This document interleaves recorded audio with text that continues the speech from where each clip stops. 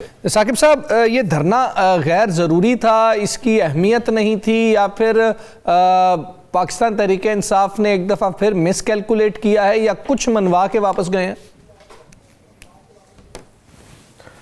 नहीं, ओवरऑल अगर देखें आप तो एक तो इमरान खान साहब के बेटों की सितंबर 2025 से मुलाकात नहीं हो, गुफ्तगू नहीं हो रही थी टेलीफोनिक, तो वो हो गई।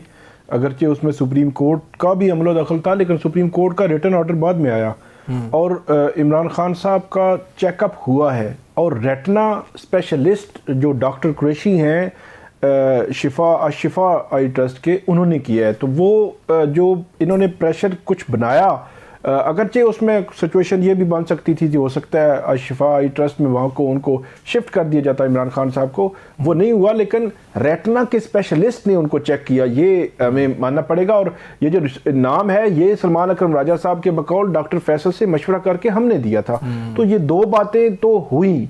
इमरान खान साहब का चेकअप हुआ, टेस्ट हुए, सारा कुछ, उसमें मज़ीद चीज़ें होनी चाहिए थी, या फैमिली या उनके ज़ाती मालिजीन की, वो धरने का भी प्रेशर था। लेकिन पीटीआई ने जो गुज़श्ता रात को जो तहरीक तहफ़्फ़ुज़ आईन पाकिस्तान है, उन्होंने को 5 मुतालबात रखे थे। यही मुतालबात थे जो पहले दोहराते आए हैं कि फैमिली से मुलाकात, ज़ाती मालिजीन और इस तरह की बातें। लेकिन आज सुबह वो सुप्रीम कोर्ट पूरी क़यादत गई, सुप्रीम कोर्ट 3.5 घंटे वो बैठे रहे। पता नहीं उनको वकला ने क्या बताया था कि आप आए बैठें, वहाँ पे कोई बात ही नहीं थी। मतलब एक रूटीन के केसेस थे, केसेस हुए चले गए। मतलब एक आध बात सरदार लतीफ़ खोसा साहब ने वो थोड़ा सा मेरे ख्याल में मिस हैंडल किया मामले को। अगर वो तरीके से डिफरेंट तरीके से बात करते तो शायद उनको हो सकता है मुलाकात फुकला को मिल जाती, लेकिन उन्होंने उसको तरीके से नहीं किया। तो फिर ये सारी क़यादत बाहर निकली और सुप्रीम कोर्ट में खड़े होकर कहा कि हम धरना ख़त्म कर रहे हैं। अच्छा, अब अगर धरना ख़त्म कर रहे हैं तो रात को आपने 5 पॉइंट्स क्या मुतालबा किया था और उन मुतालबात पे क्या हुआ? कुछ नहीं हुआ।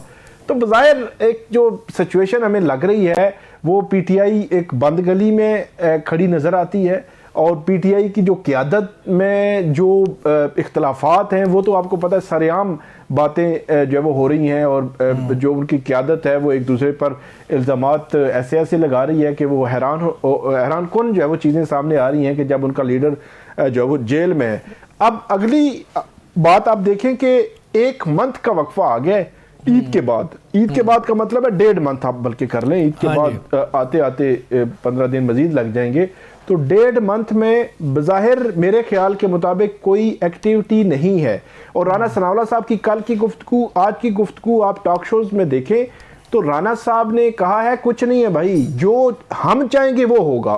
मतलब यहाँ तक उन्होंने क्या दिया, जो हुकूमत 3 दिन पहले थोड़ी सी पैनिक में थी, वो आज कह रहे हैं जी फैमिली का मुतमिन होना ज़रूरी नहीं है, डॉक्टर्स मुतमिन हैं तो ओके।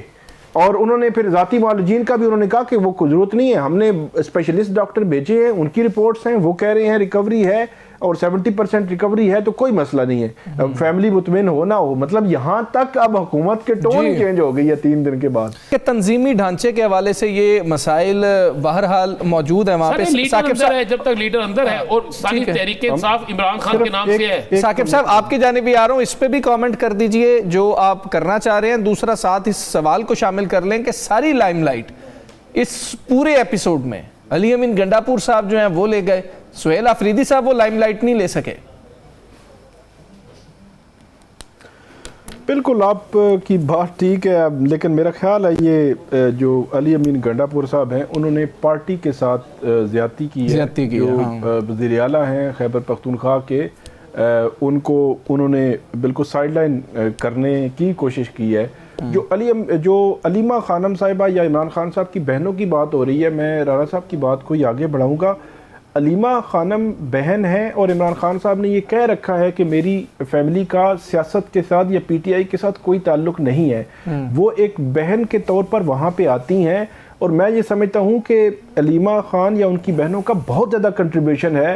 ये जो अडियाला जेल के बाहर पीटीआई ने इकट्ठा होना शुरू किया, ये इनिशिएटिव उनका था। वो आके बैठ जाती थी और वो कहती थी हम तब तक नहीं उठेंगे जब तक, मतलब एक एहतजाजन वो बैठती थी, बाकी कम से कम एक पैगाम तो जाए कि जी मुलाकात जो है वो नहीं हो रही। तो इस किस्म की सिचुएशन में उनकी तरफ से कंट्रीब्यूशन आती है। और फिर एक सारे सिनेरियो में आप देखें ना, खैबर पख्तूनख्वा में हुकूमत अली अमीन गंडापुर ने भी इंजॉय की, सोहेल खान आफरीदी भी कर रहे हैं, MNAs, MPAs, सेनेटर्स कहीं ना कहीं वो इंजॉय कर रहे हैं अपना स्टेटस, लेकिन बहनें तो स्टेटस इंजॉय नहीं कर रही ना, वो तो घर से आती हैं भाई के लिए और घर चली जाती हैं, कोई ओहदा कोई चीज़ उनके पास नहीं है, ये भी हमें नहीं भूलना चाहिए।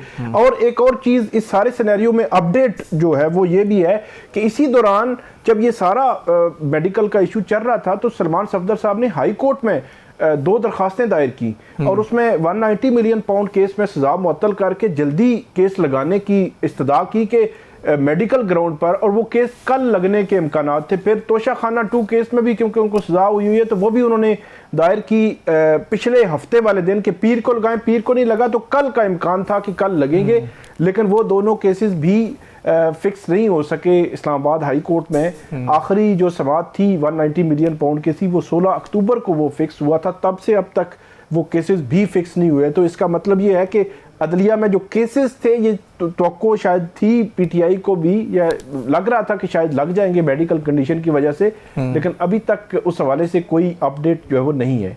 ठीक है, लेकिन साकिब साहब इसमें यह है कि ये जो एक तासुर देने की कोशिश की जाती है, जो भी पार्टी के खिलाफ बोलता है कि अलीमा खान साहिबा सियासत करती हैं या सियासत में हिस्सा लेती हैं, बस फ्रंट में नहीं आती, ये तासुर क्यों बार बार दिया जाता है? जुमला मेरा भी ले लें। जी जी, ये जो बात कर रहे हैं, हाँ। इनमें से कितने लोग अडयाला की रौनकें बढ़ाने में गए हैं? ठीक, इनमें से कितने लोग हैं जो रूटीन से, जिस तरह साकिब कह रहा है कि वहाँ पे गए हैं? जी साकिब साहब, इसमें इस चीज़ पे मैं एक हद तक एग्री करूँगा कि सलमान अकरम राजा साहब जो है वो अलीमा खानम साहिबा के बहुत करीब भी हैं, और काफ़ी चीज़ें इनडायरेक्ट होती हैं जो अलीमा खानम साहिबा करती हैं इन मामलात में।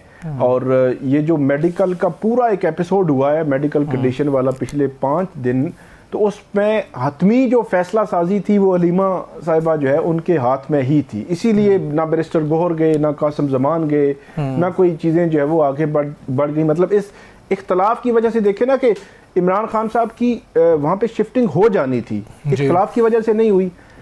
इमरान खान साहब से कम एक बंदे ने मिल लेना था, बैरिस्टर गौर होता या कासिम जमान होता, वो तय हो चुका था, तो इख्तलाफ की वजह से वो भी नहीं मिल सका। मतलब अगर वो मिला होता तो कम से कम इनको कुछ ना कुछ कंडीशन तो बता देता। तो इस वक्त सूरत हाल ये है कि सलमान सफदर साहब मिले, और आज सलमान सफदर साहब ने एक और बात भी की है, उन्होंने कहा इमरान खान साहब ने और भी बहुत कुछ कहा है, लेकिन क्योंकि मेरा वो मैंडेट नहीं था, जो मेरा मैंडेट था सिर्फ मैंने फ्रेंड ऑफ कोर्ट पे उतनी बात करनी थी और उतनी मैंने की है, और मैं अभी उस हवाले से कोई बात वो नहीं करूंगा कि उन्होंने और क्या बातें की हैं।